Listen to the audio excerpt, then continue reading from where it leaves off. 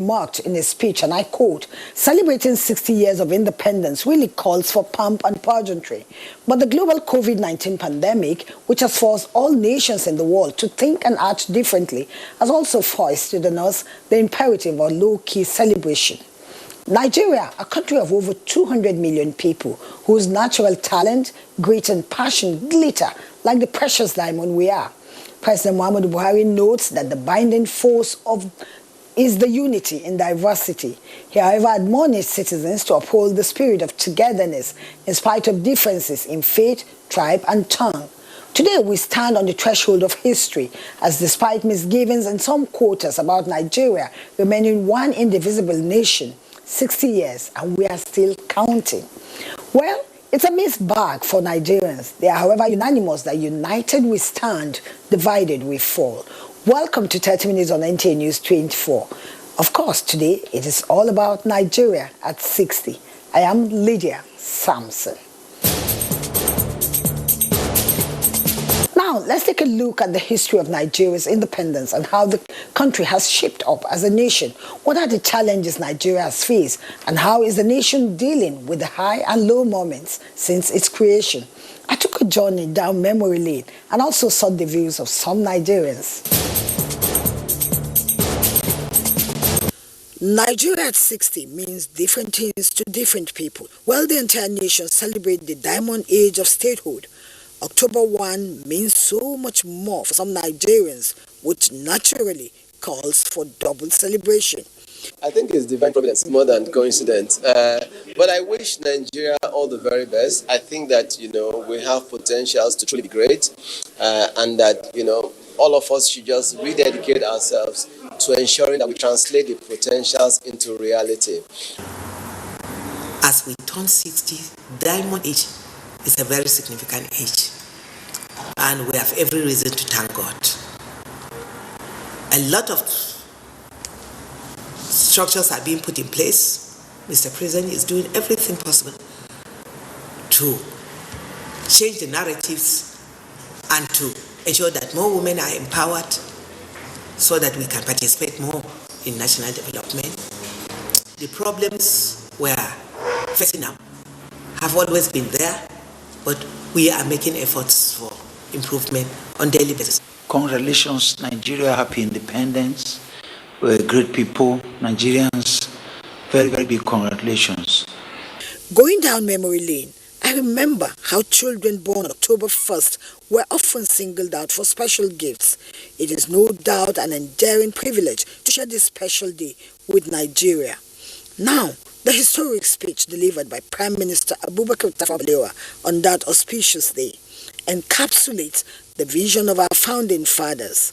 The question is, how do the present-day Nigeria compare with the lofty dreams and aspirations of our founding fathers at independence? I want to bless the soul of our founding fathers, especially the tribe. You talk about Chief Obafemi Awolowo, you talk about the Zik the Great, and of course, Ahmadu Bello, and of course, the Prime Minister, Tafawa Balewa. May God Almighty bless their works and their memories. These are all Nigerians. Well-schooled, articulate people.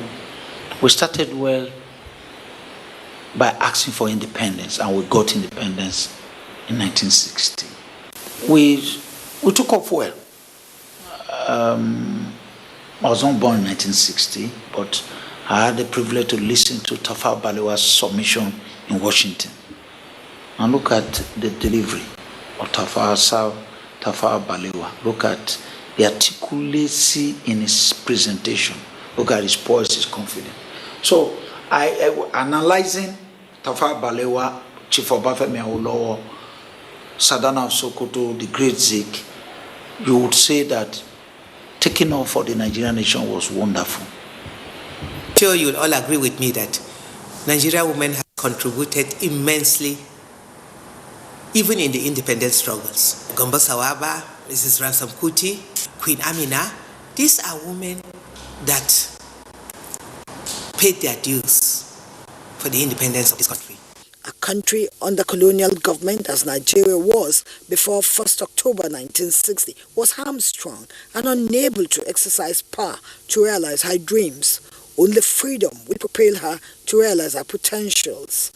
That great day marked the day Nigeria was expected to begin setting her own agenda and pursuing the same to attain acceptable status among the Committee of Nations. 60 years on, how far so far? It's been a mixed feeling, a mixed,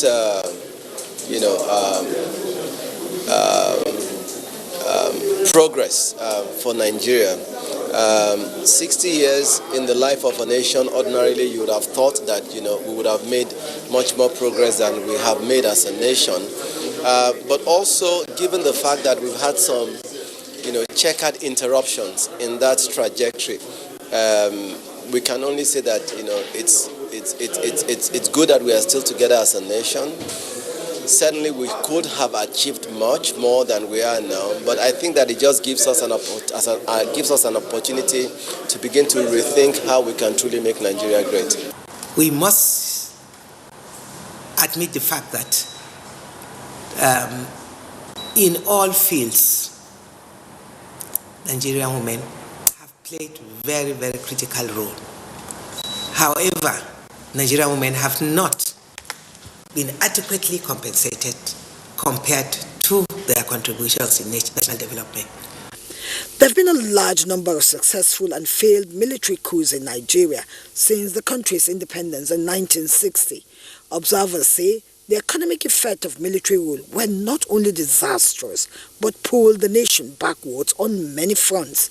The traditional agricultural-based economy was abandoned, and the nation became fully dependent on export of oil, which, due to frequent fluctuation in oil prices, led to an unstable economy. Expert insists that gross incompetence, waste and mismanagement of resources, as well as the neglect of non-oil sector, led to a rise in poverty, crime, institutional decay, and urban dislocation. The instability and dissatisfaction caused by these policies was one of the causes of the consistent pattern of coups. We had a shaky start politically. We had the trouble areas, the turbulent areas, and that led us into the cross-carpeting, the breaking, the suspicion between tribes, the various parties that were set up. And that led to the Wild Wild West, the famous Wild Wild West, the conflict in the Southwest, across the suspicion in the Middle Belt, the suspicion in the North, vis-a-vis in the East. Then that accumulated into the Civil War. But thank goodness and our great God that we survived the Civil War. Great nations all over the world had fought Civil War or Civil Wars. They have also overcome the reasons of going to war. We have come of age now, the country have come of age politically. Against all odds, Nigeria has continued to leverage on her diversity to remain an indivisible nation. There is improvement, but there's room for more improvement. And that's why we're top on my agenda is the girl-child education. The education of the girl child is key. If you want to address so many issues affecting women, education is key. We just want to have equal opportunity. We want we want there to be equity in the spaces in Nigeria. Let there be equity. Are we where we should be as a people? The answer is no. But have we done well? The answer is yes. Do we have grounds of improvement? Of course. We have a lot of grounds to cover. That's the gospel truth as a people. Corruption has been our bane. Politicians themselves, in 1999, we had a lot of strange fellows coming on board. So there was no, what I would call, cohesion, political cohesion. There was no political belonging.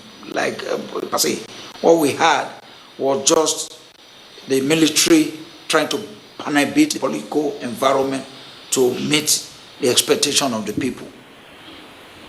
To that extent, yes, we've done well. But now you can see now in Nigeria, the country is politically, we're having a direction. There's a signpost. 60 years on, what do Nigerians expect from government going forward? The way forward is for government to make sure that this 35% affirmative action that we are asking for is passed to law. Let it become law so that at least, there won't be struggle, too much struggle. That's what I'm saying. We're just saying that just ordinary 35 out of that should be set aside for women. So the men will know that this is a no-go area for them. So I'm asking the women to continue with the struggle. And women should come together and talk in one voice. Yes, infrastructurally, educationally, or in terms of economy, everything comes back to leadership. If we allow the right people to win elections, if our elections are gotten right, then we'll get good leadership right. Good leadership will take on our infrastructure the right way. If you have the right person as president, as governor, as minister, as senators, as whatever, as council chairman or a councillor, then our money, the people's money will not go into the few pockets or the pocket of the few. All the parameters, all the resources that a nation requires to truly achieve greatness, we do have in this country. Whether you talk about physical or natural, endowments, or even the people and the capacity and the attitude of the typical Nigeria towards enterprise, ever hopeful. If we are able to aggregate all of this together, I think that this Nigeria of our dream that we've always talked about can then come into reality. Respondents are hopeful that with the collective effort of citizens, spurred by the spirit of patriotism, Nigeria will eventually get to the desired destination of a nation bound in freedom, peace, and unity. Moving on now, Alika Opanachi is standing by to look at the giant strides made by government in different sectors of national life. Let's get to it. Alika, it's all over to you. The 1st of October will always remain memorable in the lives of Nigerians. The reason is not far-fetched. 60 years ago, Nigeria gained her independence from the colonial masters, the British. And from 1960, when independence was granted to Nigeria, the nation has since declared the day a work-free day to enable citizens celebrate and reflect on the gains the nation has made in the journey so far. In the past, Independence Day used to be celebrated with pomp and pageantry from local to the national levels. Citizens were always looking forward to that day, especially students who want to exhibit their talents in march past and other extracurricular activities. However, in the last decade, such celebrations was done in low-key, perhaps due to security challenges and other reasons. From all indications, this year's Independence Day celebration is no exception, no thanks to coronavirus pandemic still raging on. As Nigeria mark another Independence Day, some are of the opinion that Nigeria could have done better in certain areas of national life, given all the resources available to her. It's a good thing to attain the age of 60, and it's another thing to be called 60, if you know what I mean. Now, at the age of 60, one would have expected that you've gone beyond certain infrastructural level or certain aspects of life, because at the then you've reached your peak. Close to your peak, if not the peak. At 60, you were supposed to be looking at a matured interface, or maybe matured somebody who has taught and has laid legacies behind to the present day. Now, Nigeria at 60, what legacy have we left behind? Or what legacy have we laid for the past 50 years up to today?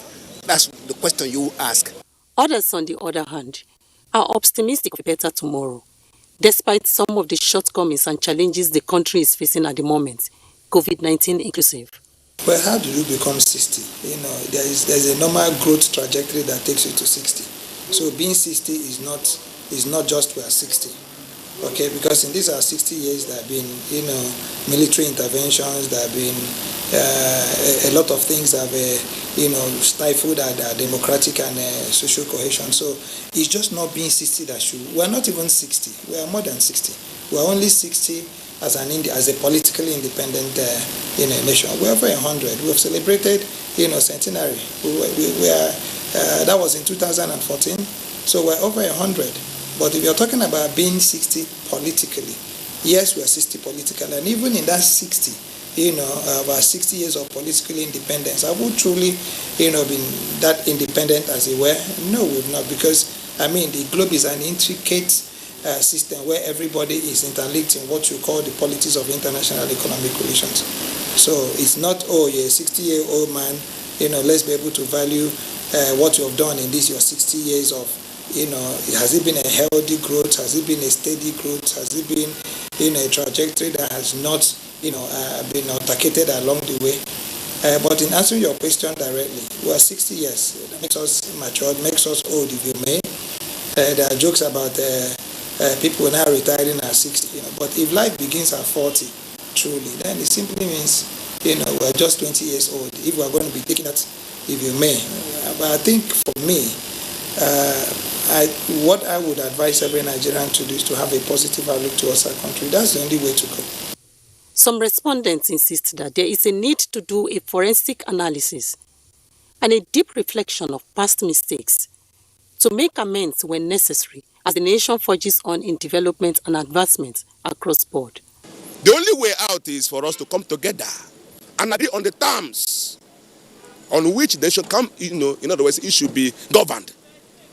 Until we come to that point of consciousness, forget it. We are only that naked on the street. Yes. Experts note that the last 6 decades has seen nations' trajectory in economic terms dwindle. They, however, maintain that despite the dwindling economic situation in the country, especially in the last few months of the coronavirus pandemic, there is need to leverage on the low-hanging fruits to get by and hope for a better tomorrow.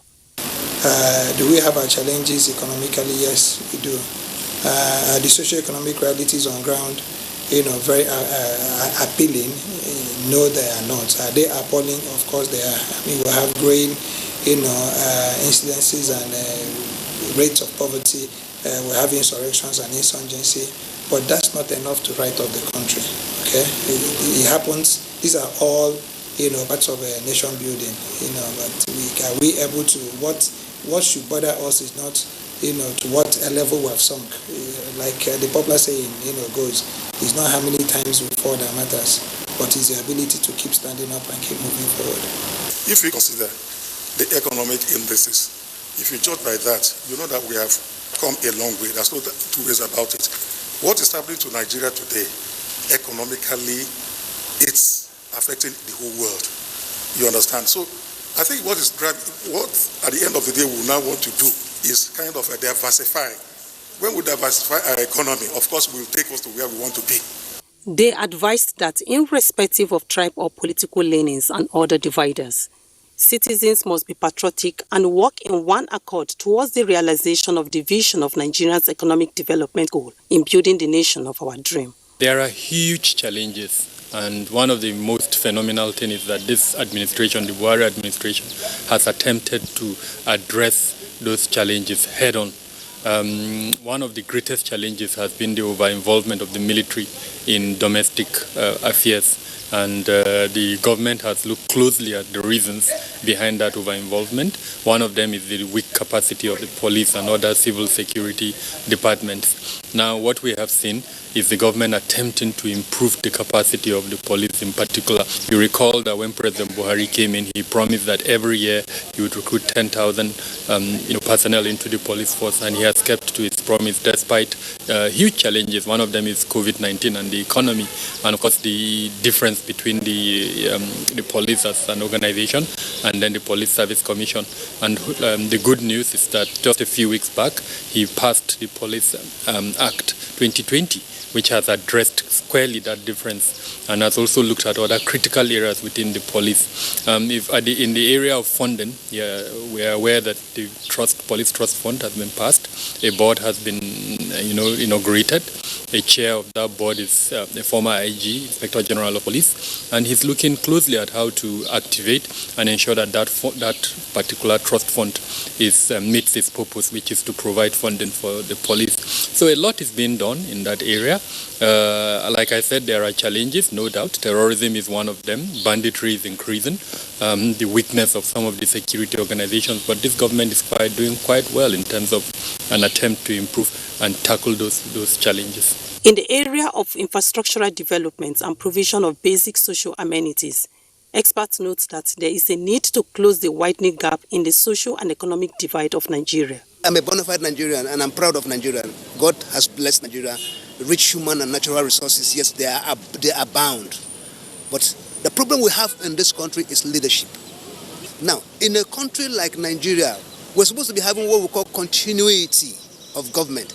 Okay, Mr. A government comes into power, whatever he does and wherever he stops, when Mr. B is coming in, he takes off from where Mr. A left behind. But that's not the case with our country. When Mr. A left, the projects, the policies he started, those that he has implemented and those he left unimplemented, when Mr. B comes in, he doesn't look at them. He abolishes those projects and then think of another. This is a waste of resources. Because those projects lying down there are supposed to be executed and kept running, but they are not. Now, the aspect of those projects is now hindered. The purpose at which they are set up for are not accomplished. That is a waste. Now, if we say we are 60 today, infrastructural decay, we are still importing fuel. What do they call it? Housing scheme. It's a bleak. There has been new innovations, okay, in terms of infrastructure, more roads, connectivity, connecting more places. But let me tell you one thing: we lost something. Railway. The rail was moving from Port Harcourt to the north frequently. Is it here? No. So while we gained on roads, we lost so much on the railway. And again, another area that we have gained is the airports. Let's start with the transportation sector. Because you see, transportation is very crucial for any society. I mean, there is a very interesting quote by John F. Kennedy. He says, America has good roads, not because America is rich. America is rich because it has good roads. So there is a nexus, between economic prosperity and transport infrastructure. Let's look at our roads. Currently today, we have our national road network is about 198,000 to 200,000 kilometers. It wasn't so at independence. So we've grown our road networks. I mean, you know how long it used to take to travel from maybe Port Harcourt to Maiduguri at independence. It's no longer like that. You know how long? My late father, went to school in the UK and also in Sierra Leone, Furabe College. I think it used to take him about a week or two, to get to those places, from, his village. So if you look at the road network, what has happened is unbelievable. Let's look at air transportation. At independence, I think we had only 2 aerodromes, Lagos and Kano. How many do we have today? People can very easily fly around the country and take it for granted. It wasn't like that before. Now, let's look at rail network. Let's look at how the rail network has expanded. You want to know that prior to the construction of the Maiduguri just to Port Harcourt rail, it took 47 days for goods to move from Jos to the ports in Port Harcourt. But when the rail was constructed, it now took 47 hours. So you can look at, the improvement that way. Then look at educational institutions. How many universities did we have? How many secondary schools did we have? How many hospitals did we have across, the country? Then look at housing. Remember there was a time in this country when you saw mud houses in our capitals. Have you seen any mud house in Abuja? We need to celebrate, things like that. As Nigeria mature in age and strides, citizens are hopeful that the labor of the heroes past in building the foundation on which the nation rests will indeed not be in vain. As Nigeria attained the historic 60 years, experts says it is appropriate to reflect on what the country set out to do at independence on October 1st, 1960, with reference to the historic speech delivered by Prime Minister Abubakar Tafawa Balewa on that auspicious day, the high points of which will give insight into whether we are moving on the right track according to the vision of our founding fathers, with a view to charting a way forward for a greater Nigeria. Thank you for watching. I'm Lydia Samson.